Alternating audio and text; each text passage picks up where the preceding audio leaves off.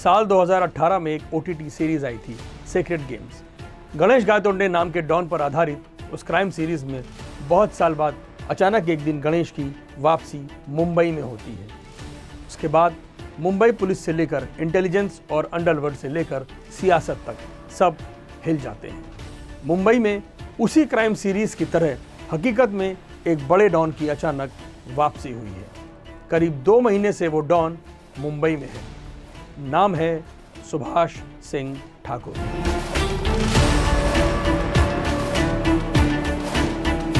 सुभाष ठाकुर का अगर आसान सा परिचय देना है तो आप उसे कह सकते हैं इंटरनेशनल डॉन और मोस्ट वांटेड दाऊद इब्राहिम का गुरु। जी हाँ, दाऊद के गुरु की मुंबई में वापसी हुई है। 16 दिसंबर 2025 को मुंबई पुलिस और क्राइम ब्रांच ने मिलकर यूपी पुलिस के सहयोग से सुभाष ठाकुर को हिरासत में लिया।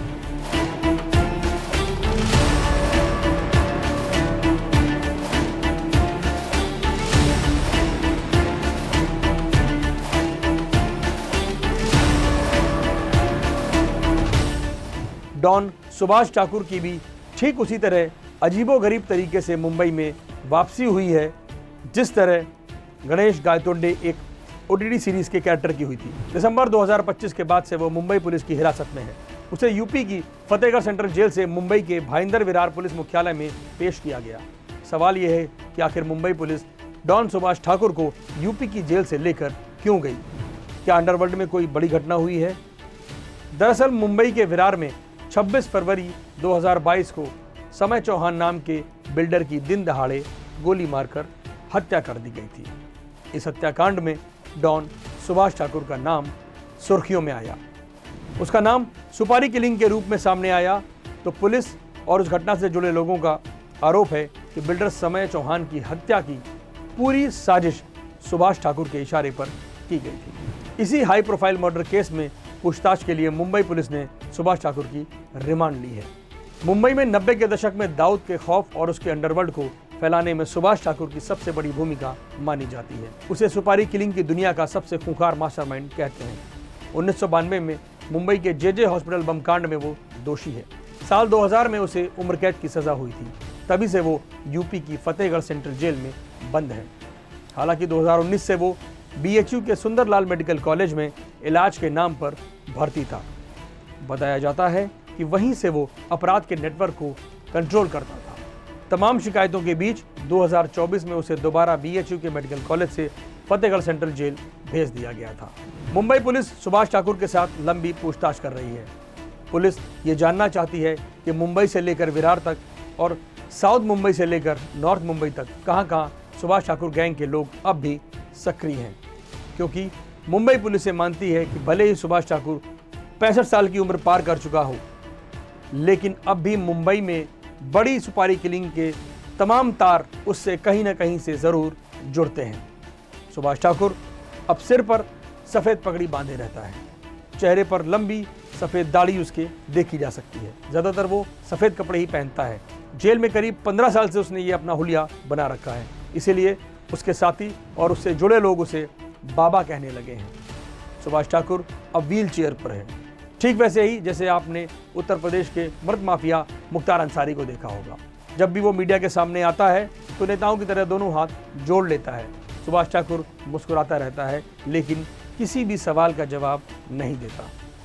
मुंबई पुलिस के पास सैकड़ों सवाल हैं जिनके जवाब वो सुभाष ठाकुर से जानना चाहती है, क्योंकि वो कोई साधारण डॉन नहीं है। वो सिर्फ सुपारी किलिंग का एक मास्टरमाइंड नहीं है, बल्कि मुंबई अंडरवर्ल्ड का वो नाम है जिसकी जड़ें आज भी अपराध की दुनिया में उतनी ही गहरी हैं जितनी 36 साल पहले हुआ करती थी। इसीलिए उसे दाऊद इब्राहिम का सबसे करीबी और यहाँ तक कि गुरु भी कहते हैं। ऐसा क्यों कहते हैं, उससे जुड़ी एक सच्ची घटना आपको बताते हैं। जुलाई 1992 में दाऊद इब्राहिम के बहनोई और हसीना पारकर के पति इस्माइल पारकर की हत्या कर दी गई थी। इस हत्याकांड का इल्ज़ाम अंडरवर्ल्ड डॉन अरुण गवली उर्फ डैडी पर लगा था। अपने बहनोई की हत्या का बदला लेने के लिए दाऊद इब्राहिम लगभग पागल हो चुका था, लेकिन उसका गैंग किसी भी सूरत में गवली गैंग पर बड़ा हमला करके बदला नहीं ले पा रहा था। इसी दौरान एक दिन सुभाष ठाकुर और दाऊद इब्राहिम की मुलाकात हुई। सुभाष ने दाऊद को परेशान देखा। दोनों के बीच एक प्लान बना।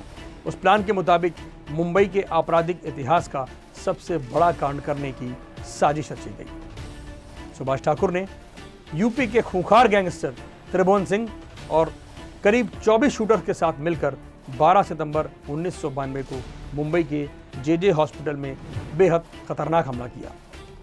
जिस वार्ड में अरुण गवली गैंग के शैलेश हल्दनकर समेत कुछ लोग भर्ती थे, उसी वार्ड में घुसकर सुभाष ठाकुर और उसके गैंग ने AK-47 राइफल, पिस्तौल और यहाँ तक कि हैंड ग्रेनेड यानी हथगोले तक का इस्तेमाल किया।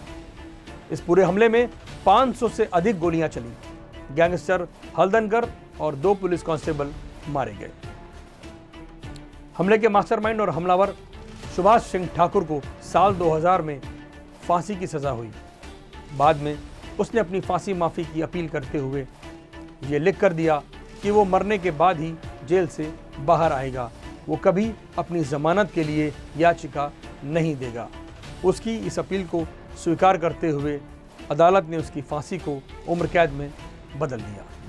कहने को तो सुभाष ठाकुर करीब 25 साल से जेल में है, लेकिन यूपी से लेकर मुंबई तक अपराध की दुनिया की हर बड़ी हलचल में या तो सुभाष ठाकुर सीधे शामिल रहता है या उससे जुड़े लोग उसे अंजाम देते हैं। इसीलिए एक बार फिर मुंबई पुलिस उसे उसकी पुरानी जगह लेकर गई है ताकि उसके आपराधिक साम्राज्य से जुड़े तमाम राज सामने आ सकें और यह मालूम हो सके कि आखिर विरार के बिल्डर समय चौहान की हत्या सुभाष ठाकुर गैंग ने की या किसी और ने, और अगर किसी और ने भी की तो आखिर इस हत्याकांड का मकसद क्या था। भारत बज़ लाइव, हर खबर में भारत।